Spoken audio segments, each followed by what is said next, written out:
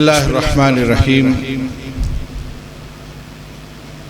الحمدللہ رب العالمین والعاقبۃ للمتقین والصلاة والسلام علی اشرف الانبیاء والمرسلین اما بعد فاعوذ باللہ من الشیطان الرجیم بسم اللہ الرحمن الرحیم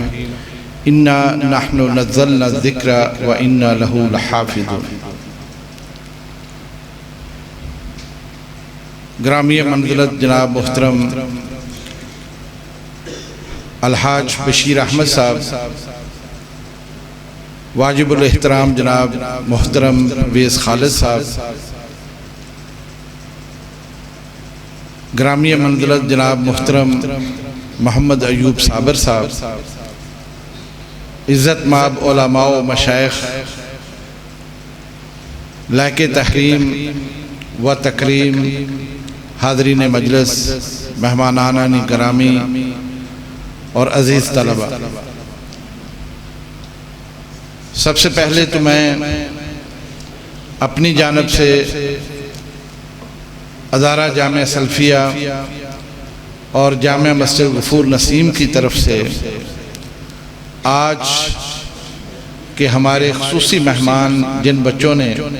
قرآن حکیم حفظ مکمل کیا ہے ان کو دلی مبارکباد پیش کرتا ہوں، اور اس کے ساتھ ہی ان کے والدین، ان کے عزیز و اقارب کو بھی دل کی عطا گرائیوں سے مبارکباد پیش کرتا ہوں۔ یہ سعادت خاص اللہ کے فضل و کرم سے انہیں حاصل ہوئی ہے، اور اللہ رب العزت کی توفیق سے ہی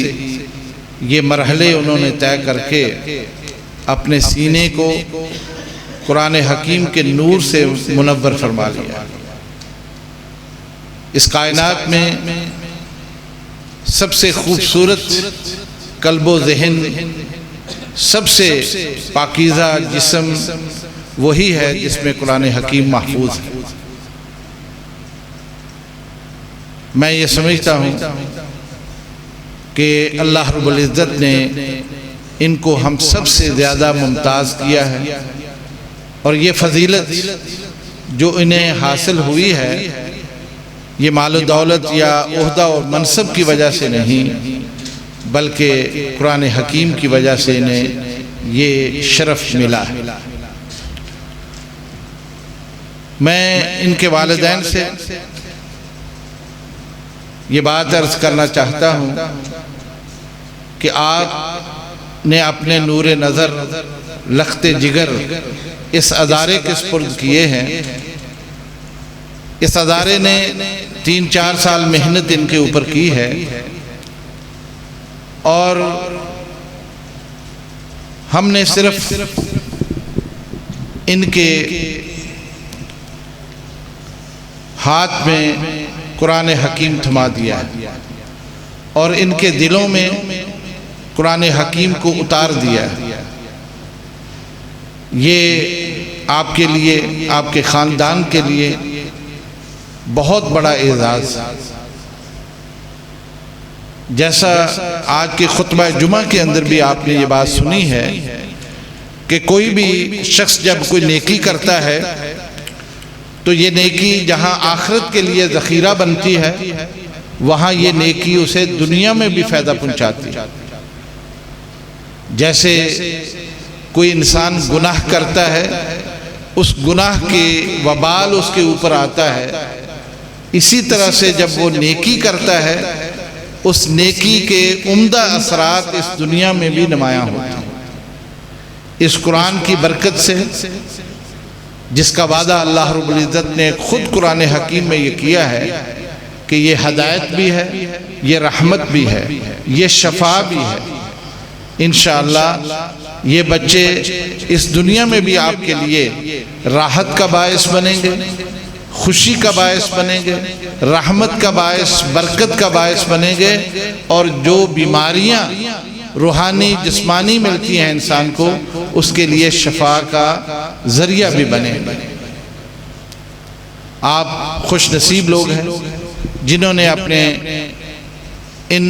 نونہالوں کو دین کے لیے وقف کر رکھا ہے، اور ادارے نے محنت کر کے اس کو پروان چڑھایا اور یہ اپنی ایک منزل طے کر کے آج آپ کے سامنے سرفرو ہو گئے۔ میں آپ سے درخواست کرتا ہوں، والدین سے، کہ یہ سلسلہ یہاں نہیں روک دینا چاہیے۔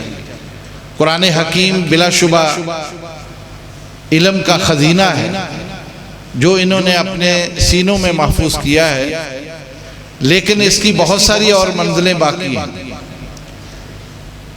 بھلے سے یہ دنیاوی علوم بھی حاصل کریں، لیکن قرآن کے ساتھ وابستگی، اس کے ساتھ تعلق یہ قائم رہنا چاہیے، اور یہ تب بھی قائم رہتا ہے جب یہ کسی ایسے ادارے کے سپرد کر دیے جائیں جہاں اساتذہ ان کو دن رات قرآن سے لگائے رکھیں۔ یہیں کے بہت سارے فارغ التحصیل حفاظ فراغت کے بعد جامعہ صنفیہ میں آ جاتے ہیں اور وہاں مزید تعلیم حاصل کرتے ہیں، تجوید و قرات کی، علوم اسلامیہ کی، اور جہاں وہ مستند قاری بنتے ہیں وہاں وہ عالم دین بھی بنتے ہیں۔ مجھے توقع ہے جہاں آپ نے پہلے اتنا صبر کیا، ان کے لیے وقت دیا اور ان کے اوپر خرچ بھی کیا، مزید ان کو وقت دیں تاکہ یہ کندن بن کے، سونا بن کے آپ کی جھولیوں میں واپس آئیں۔ میں اس موقع پر اپنے ان محسنین کو، اپنے ان تمام بہی خواہوں کو جو اس ادارے کے ساتھ شانہ بشانہ کھڑے ہیں، جو دامے درمے سخنے اس ادارے کے ساتھ تعاون کرتے ہیں، ان کی خدمت میں یہ گزارش کرنا چاہتا ہوں کہ رسول اللہ صلی اللہ علیہ وسلم فرمایا، الدال علی الخیر کفاعلہ، کوئی بھی شخص جب نیکی کا کوئی رستہ دکھاتا ہے، نیکی کی طرف کسی کو مائل کرتا ہے، اس کو بھی اتنا ہی اجر ملتا ہے جتنا وہ خود کرنے والے کو ملتا ہے۔ انشاءاللہ آپ اپنی ہر طرح سے معاونت اس ادارے کے ساتھ جاری رکھتے ہیں۔ آپ جہاں مال خرچ کرتے ہیں وہاں وقت بھی دیتے ہیں، نگرانی کرتے ہیں، اس کی سہولیات کو دیکھتے ہیں، بچوں کی فلاح کے لیے، بہتری کے لیے آپ ہر وہ چیز فراہم کرتے ہیں جو ان کی ضرورت ہے۔ اللہ رب العزت آپ کو اور بھی زیادہ عزت کے ساتھ رکھے، آپ کے مال جان آبرو میں برکت فرمائے۔ لیکن میں آپ کی خدمت میں یہ عرض کروں گا کہ جہاں آپ یہ سرپرستی کر رہے ہیں وہاں آپ اپنے بچوں کو بھی اس طرف لگائیں۔ وہ زیادہ وقت اگر نہیں دے سکتے تو یاد رکھیں کہ اسلام کے مبادیات انہیں آنے چاہیے، اسلام کے مبادیات وہ ضرور سیکھیں، خود بھی سیکھیں، اپنے بچوں کو بھی سکھلائیں۔ یاد رکھیں وہ وقت آنے والا ہے، میرے اوپر بھی اور آپ سب کے اوپر بھی، جب ہم اس دنیا سے گزر جائیں گے